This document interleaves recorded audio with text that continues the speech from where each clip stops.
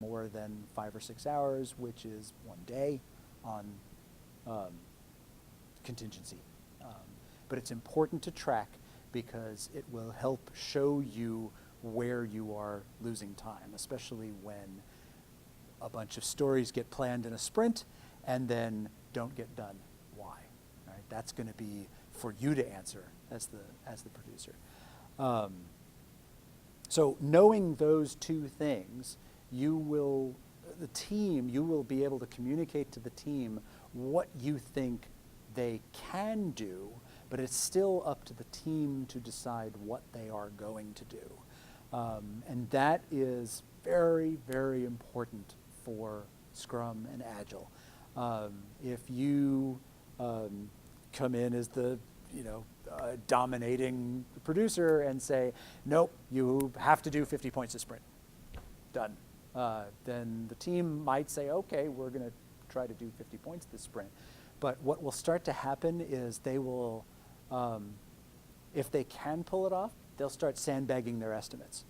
They'll start making their estimates in a way so that they could pull 50 points that feels comfortable to them, so that they can tell you, look, we did 50 points, but they're still going to be controlling the output of the work. So that's the important thing. And the team themselves, once they start pulling work, and once they can actually deliver work at the end of the sprint, that turns into its own self-improvement. The team will start saying, all right, we did 40 points, can we do 45? And then the next sprint, okay, we did 45, can we do 50, right? And they'll find kind of a comfortable point. And that is actually, going back to the J-curve, everything will eventually level off. You'll find that kind of sweet spot where the team can cruise along. But there is another level. Once a team gets to that point, it's not about finding where they can get 2 more points or 5 more points. It's where they can double their points.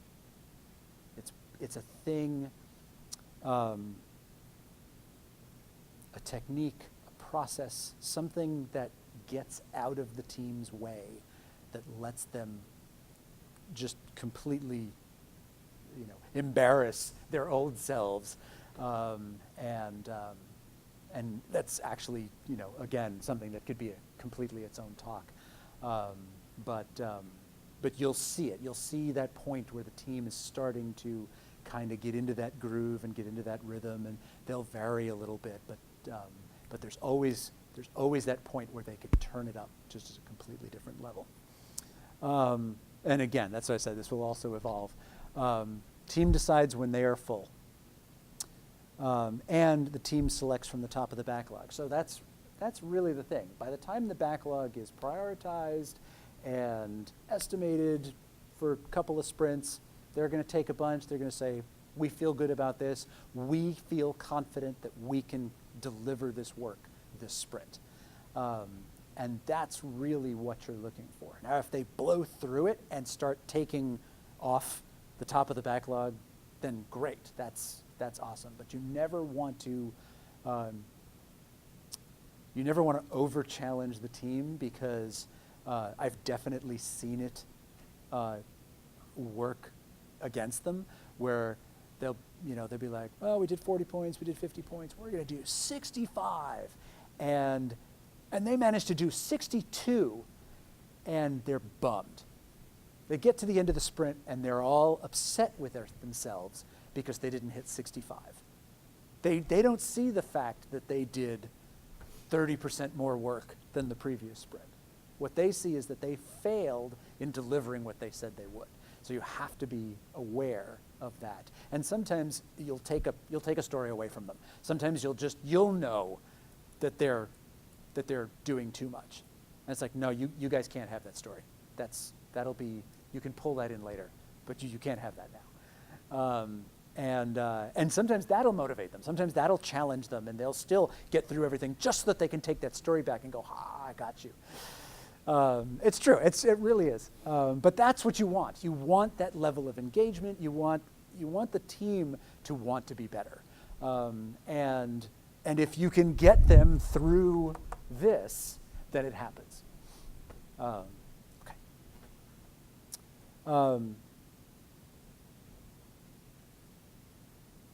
So the sprint planning, like I said, should go really fast. By the time, if you've really done everything correctly to get to the sprint planning, it should be done in like 15 or 20 minutes. The team will come in and go, do that, this, that. Even if you've got 2 teams, they can, schoolyard pick. We'll take this one, we'll take that one, we'll take this one, we'll take that one, right? It goes really fast, they're done, boom, everybody's out of the meeting. But then what needs to happen is the sprint tasking. Now this is entirely on the team. PO usually doesn't have to be involved. The producer usually doesn't have to be involved unless questions come up. And it's good to kind of supervise and watch and be there for question answering, but most times once the team gets rolling, they'll know how to do it. And basically, this is now where you are talking about time. And it doesn't have to be granular. Being able to do half and whole day tasks is fine.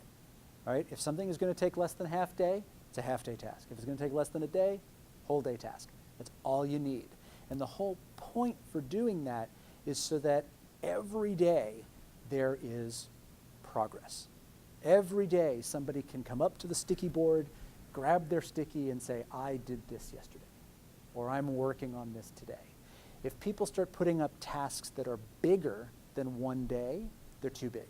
They need multiple tasks. You always want half and whole day increments. And it avoids obfuscation, right? Someone will say, I've got this huge task and now I'm working on it. And then the next day, still working on it. And then the next day, still working on it. And the next day, still working on it. And you have no idea how much progress has been made, whether they're ahead, behind, right? They could be, blowing through it a lot faster than they thought they would. But you won't know, and you won't be able to take any action to help them get something else off their plate, whatever it happens to be, until it's too late, until they get to the end of the sprint and go, nope, I couldn't finish it, and that will happen. So that's another great reason for making sure that no tasks are bigger than one day. And sometimes a one-day task, they'll have to say, no, I'm still working on it, I'll be done, soon. But then if it's still there in 2 days, now you know you have a problem. And you can address it immediately. So the team will do that. The other thing that's important is you don't assign the tasks. That's another easy trap for people to get into, is they'll be like, I'll do these, you do those, No. What you want is you want the entire group working on a story at the same time. You want as few stories in play, and of course this starts to get into kind of the sprint itself, but you want as few stories in progress at a time as possible. Ideally, whole team's working on one thing. When it's done, they can put it aside, say it's done, take the next thing. For tasks stay unassigned until someone starts working on them. And if you're using a digital tool, it's easy, they can pull it across and click their name. If not, they can write their name on the sticky, whatever you happen to be doing. Excel spreadsheet, same thing. Drag it across, my name, or put it into my column. This is what I'm working on right now. But by doing that, everybody stays focused on the goal of each story. Because it's really easy to start doing a little work on this over here and then say, oh, but I also need to start doing a little work over here, and you start doing a little work over here. And it's the same thing as the big task problem.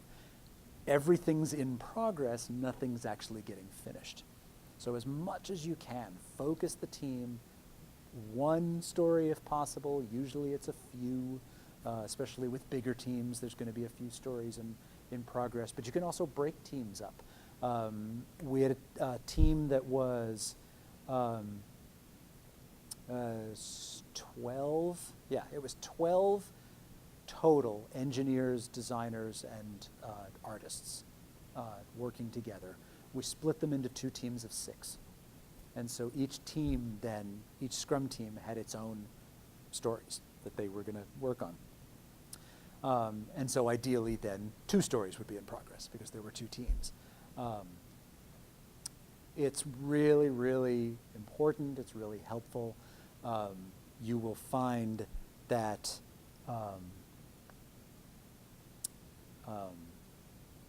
you know, having things, basically what you want is someone to be able to say, I've finished this task, what do I do next? And they take it from what needs to be done rather than the preconception of what they thought was theirs. Yeah? As a student, we often don't have, like say there's a number of levels of the capability, and I only have one and we're dropped into the other levels. So if there isn't a board of always going to be these are yours, so how that works. With a small team, you can still kind of do that. The whole point of doing the tasking as a group is so that everybody can talk about what's needed to mark a story done. And sometimes it will all be one person, right? Sometimes the story will be, all right, I need to create this level, right? Or I need to do a white box and, you know, then textures and whatever, right? And you can start laying them all out that way. But it's still, you still follow the same rule of no task bigger than a day. And sometimes it will all be one person. But then the same thing happens. It's all there because you never know when someone might be able to pitch in, right? One of the engineers is done. Hey, I can script that. I can help you with that. And then they can take that task. And then it, you know, they're all still working together, focused on the story. But no, sometimes all the tasks on a story will be one person, and that'll happen. But you still, as long as you treat it the same, then when they're then part of a story where multiple people are working on it, there's no behavioral difference. It's, these are the tasks, we figured out what they are, and they're just going to get done. And so that's, consistency is really what helps that.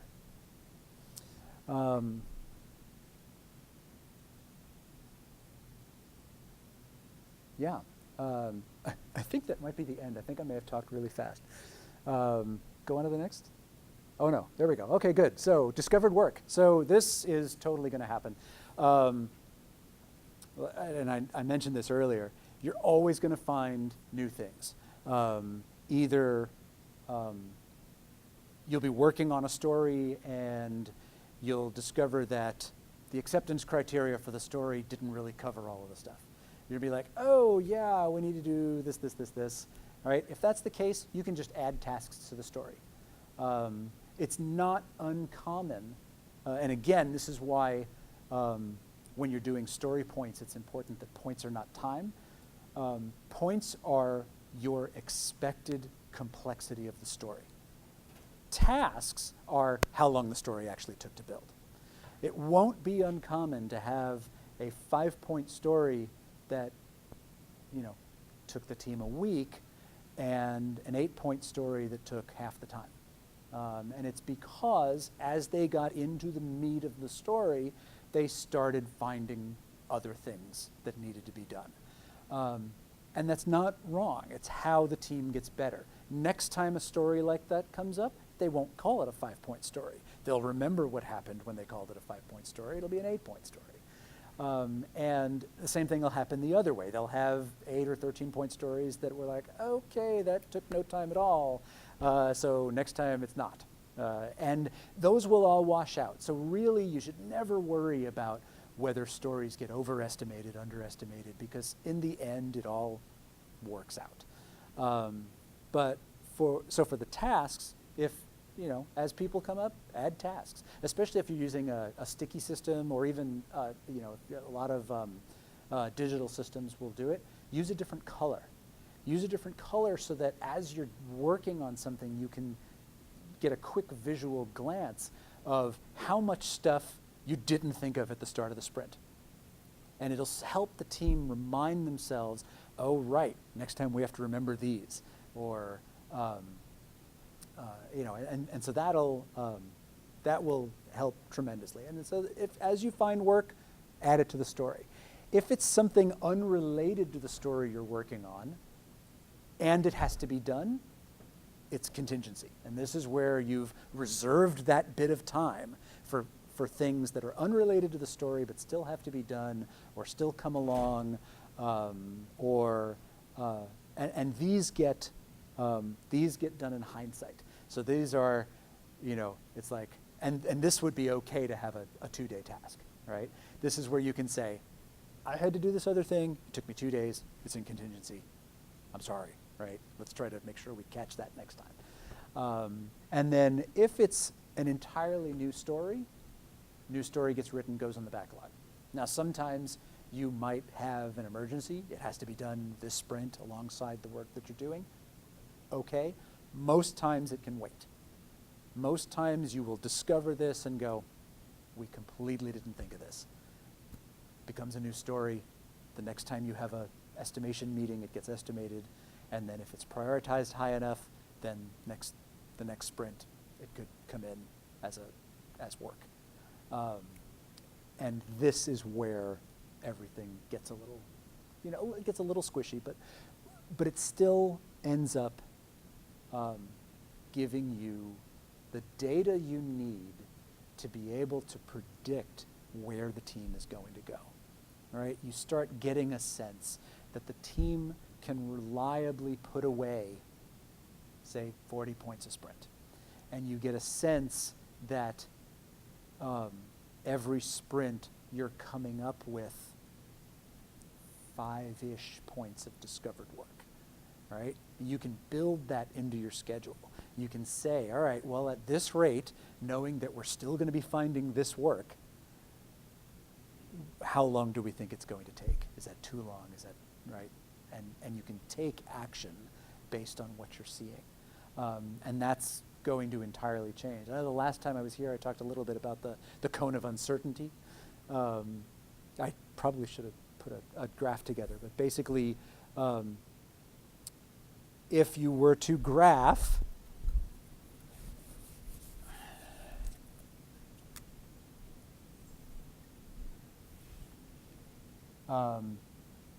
the team's progress every sprint.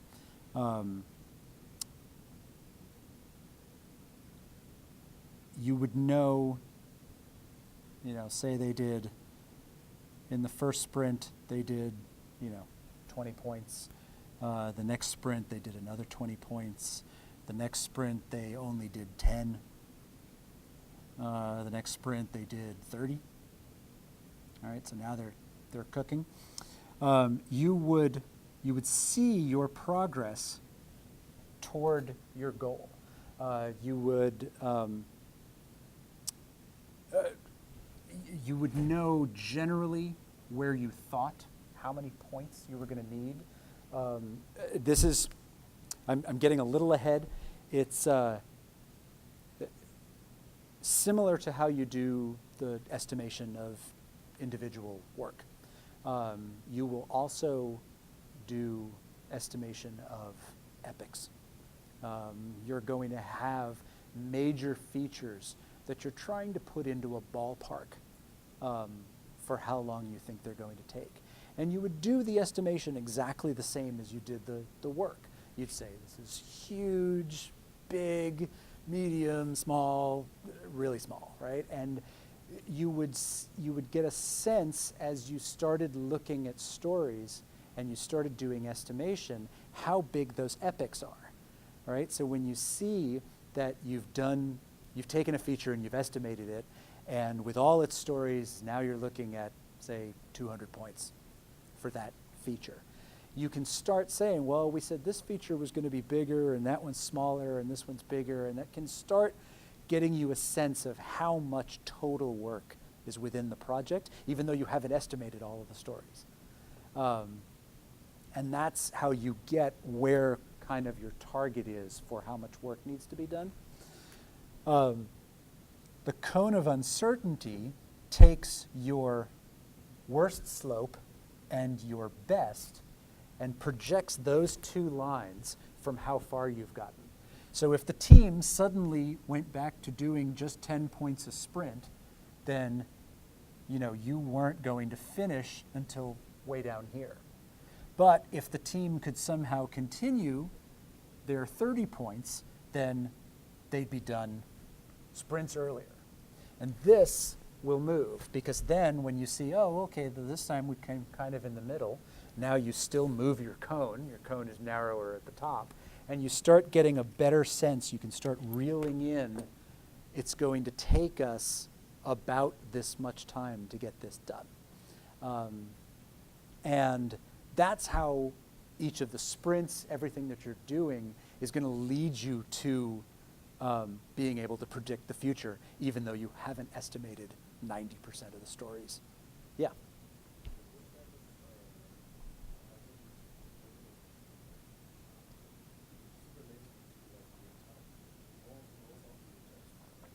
No, this is relating to the goals of the entire project. Yeah, each sprint, every one of these is a sprint. So every sprint, you're getting a little closer to your goal.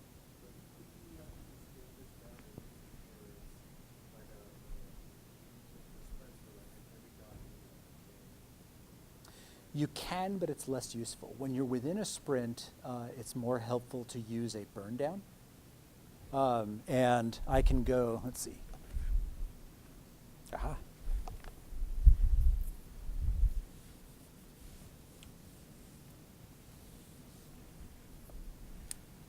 Okay, so now let's say these are all days within the sprint. And at the start of the sprint, the team decided 50 points was the goal. And you are going to say that, okay,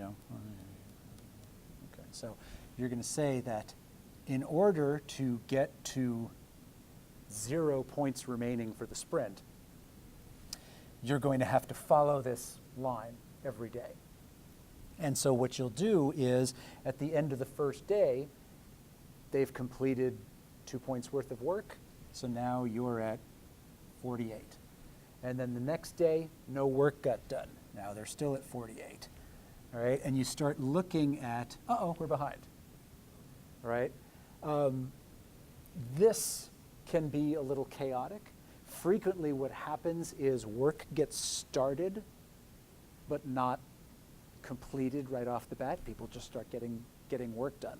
And so the typical curve that you'll see, it'll come up as a curve. You'll start seeing, it's like, oh, okay, well, we only got now one of those points, and then we had some more problems, and then, oh, okay, now we got a bunch of stuff done, right? And so it'll zigzag its way down, but generally what it follows is that type of curve. It's not uncommon for the last 2 days to have people suddenly going, we got it, we got it, we got it, we got it, right? And everything to come in at once. But if the team is focused, the more you can focus the team on one story at a time, the better they will do following the line, or even getting below it. If you've got everybody grabs their own story, it's going to do this, and then it's going to do that. And sometimes it won't do that because everybody's working, all right? So yes, you can use it during the sprint, but that's a burn down, and it's actually very useful. The last place that I was doing this, I actually had a giant whiteboard, and I'd put the burn down. I'd come in every morning and look and go and draw a line, and everybody would start looking up and going, oh man, right, and see where they were, and it was actually a great tool because not only could the team see where they were, and again, you'll find that resistance of, no, don't tell anybody how we're doing. Are you crazy? Right? But when it starts working well, they start wanting to show it off, right? But it also helps for everyone else not on the team, for the executives within the organization, for other teams to kind of poke their noses over and see how things compare. It starts conversations that are really beneficial because people can say, oh, wow, you guys are doing great, or hey, what's going on? Can we help, right? And the natural resistance is back to that, everybody's going to be watching how many hours I'm spending and and scrutinize me, but instead it really becomes a helpful tool.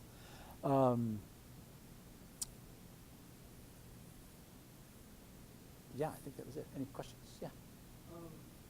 If you have a story that is going to take a lot of time to implement, like, so it's not a difficult task. So it's like a very easy task, but it takes lots of time. If you have to go through and redo something several, like lots of different times, lots of different places. So it would be really easy, but it takes lots of time. How do you estimate points for that? Because it'll still take a large time to complete it, but it won't be hard to do. So the stories themselves should be based on their complexity. And so something easy would be weighted lower most of the time. But if there are a lot of steps involved, a lot of weighting involved, then I would actually encourage the team to not call that easy, because it has to wait on a lot of things. And it should be a larger story, especially if it's, it could be like one person babysitting progress on something for an entire sprint. It might be a small story, but then that would actually be a case where you would let them work on something else, because they can come back and do